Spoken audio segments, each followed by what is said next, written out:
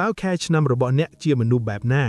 តើអ្នកដឹងទេថាមនុស្សដែលកើតចំថ្ងៃអង្គារក្នុងខែមករាគឺជាបុគ្គលដែលមានដួងព្រលឹងអាចកំបាំងនិងមានឫទ្ធិអំណាចលាក់មុខបំផុតយោងតាមក្បួនហោរាសាស្ត្របុរាណអ្នកដែលកើតក្នុងថ្ងៃអង្គារគឺជាបុគ្គលដែលគ្រប់គ្រងដោយដៃផ្កាយព្រះអង្គារ Mars ដែលតំណាងឲ្យភាពក្លាហានកម្លាំងថាមពលនិងការតស៊ូកាលណាថ្ងៃនេះមកជួបនឹងខែមករាដែលជាខែដើមឆ្នាំនៃធាតុដីវាកាន់តែធ្វើឲ្យអ្នកមានបុគ្គលិកលក្ខណៈពិសេសគឺរឹងមាំដូចថ្មភ្នំខាងក្រៅអ្នកមើលទៅជាមនុស្សមានអំណាចម៉ត់ចត់និងមានស្មារតីអ្នកប្រយុទ្ធបំផុតប៉ុន្តែខាងក្នុងចិត្តវិញអ្នកគឺជាមនុស្សដែលស្មោះត្រង់បំផុតនិងហ៊ានលះបង់គ្រប់យ៉ាងសម្រាប់មនុស្សដែលអ្នកស្រឡាញ់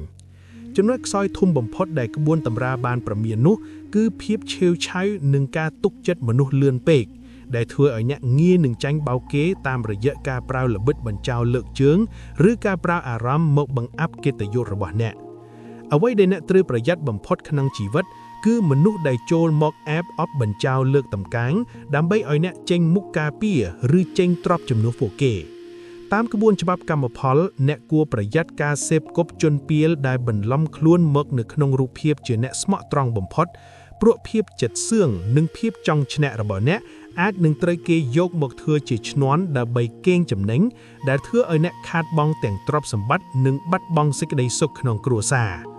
ចំណែកឯអ្វីដែលអ្នកគួរធ្វើដើម្បីពង្រឹងរាសីឲ្យឡើងខ្ពស់ត្រដែតនោះគឺត្រូវរៀនប្រើបញ្ញានាំមុខកំហឹងមុននឹងសម្រេចចិត្តធ្វើអ្វីមួយដែលធំដុំត្រូវរង់ចាំឲ្យចិត្តត្រជាក់ជាមុនសិនហើយត្រូវរៀនសង្កេតមើលចេតនាពិតនៃមនុស្សជុំវិញខ្លួនឲ្យបានយូរឆ្នាំយោងតាមក្បួនតម្រាមនុស្សកើតថ្ងៃអង្គារខែមករានឹងមានជោគជតារាសីភ្លឺស្វាងបំផុតបើចេះធ្វើបុណ្យទាក់ទងនឹងពន្លឺឬភ្លើងនិងការជួយដល់មន្ទីរពេទ្យការរក្សាសួរនិងការធ្វើសមាធិគ្រប់គ្រងខ្យល់ដង្ហើមនឹងជួយឲ្យថាមពលក្នុងខ្លួនអ្នកមានតុល្យភាពអាចជួយឲ្យអ្នកមើលឃើញល្បិចគល់មនុស្សអាក្រក់និងជួយឲ្យអ្នកសម្រេចបាននូវជោគជ័យធំៗក្នុងជីវិតដោយមិនដិតដាមដោយវិបេសធាជោគវាសនារបស់អ្នកអាចប្រែប្រួលបានបើអ្នកស្គាល់ពីចំណុចខ្លាំងនិងចំណុចខ្សោយពិតប្រាកដសូមកុំភ្លេចចុច share វីដេអូនេះម្នាក់មួយនិង comment ថ្ងៃខែឆ្នាំកំណើតរបស់អ្នកនៅខាងក្រោមដើម្បីឲ្យខ្ញុំជួយទស្សន៍ទាយលម្អិតពីវិធីបង្កើនលាភសំណាងជូនអ្នកនៅក្នុងវីដេអូឆ្លើយតបបន្ទាប់តើបងប្អូនម្ចាស់ហាងកំពុងជួបបញ្ហាទាំងនេះមែនទេ Oh no បងប្អូនម្ចាស់ហាងមានទិន្នន័យគ្រប់គ្រងស្តុកតែភាគច្រើនមិនសូវមានទិន្នន័យគ្រប់គ្រងលេខកំងរបស់អតិថិជនទេពេលមានអតិថិជនកំងច្រើនវង្វេងលេខទូរស័ព្ទផ្លេចដាក់អីវ៉ាន់ឲ្យភ្ញៀវជាដើមហើយមិនដឹងថាលេខណាដែលផ្ញើហើយលេខណាមិនទាន់ផ្ញើទេត្រូវដោះស្រាយបញ្ហាបែបនេះរាល់ថ្ងៃជាមួយអតិថិជនឈប់បារម្ភខ្ញុំសូមណែនាំកម្មវិធីគ្រប់គ្រងការកំងអតិថិជនដ៏ឆ្លាតវៃ Smart Order Management App ជាស្នាដៃបង្កើតដោយកូនខ្មែរផ្ទាល់និងសុវត្ថិភាពបងប្អូនអាចប្រើលើទូរស័ព្ទបានយ៉ាងងាយផងដែរកម្មវិធីដែលរចនាឡើងយ៉ាងពិសេសសម្រាប់អាជីវកម្មនៅកម្ពុជាដើម្បីជួយឲ្យការគ្រប់គ្រងលេខអតិថិជនបងប្អូនមានរបៀបរៀបរយ1ក្នុងកម្មវិធីនេះនឹងបែងចែកលេខណាកំពុងរងចាំ order លេខណាដែលបានផ្ញើនិងលេខណាដែលបានបោះបង់មិនឲ្យបងប្អូនពិបាកឆែករកយូរឲ្យខាតពេលនោះទេ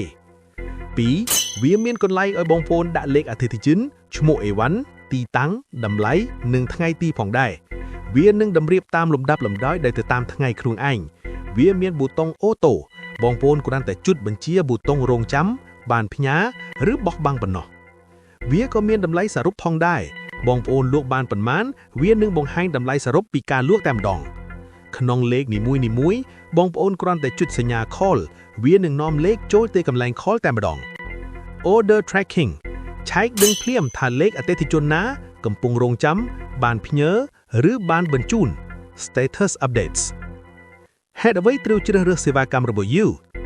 1. តម្លៃសមរម្យប្រើដើមទុនតិចបំផុតប៉ុន្តែទទួលបានប្រព័ន្ធគ្រប់គ្រងដូចក្រុមហ៊ុនធំៗ 2. ងាយស្រួលប្រើមិនបាច់ចេះបច្ចេកទេសក៏អាចប្រើបានភាសាខ្មែរងាយយល់ 3. គាំទ្របច្ចេកទេសដោយស្នាដៃកូនខ្មែរយើងរៀបចំជូនមួយចប់និងបង្រៀនប្រើប្រាស់ដោយផ្ទាល់ពិសេសតាក់ទងដើម្បីដំឡើងឥឡូវនេះបងប្អូននឹងទទួលបានការប្រឹក្សាយោបល់និងដំឡើងសារល្បងដោយឥតគិតថ្លៃតាក់ទងមកយើងឥឡូវនេះតាមរយៈប្រអប់សារ Messenger ឬទូរស័ព្ទលេខ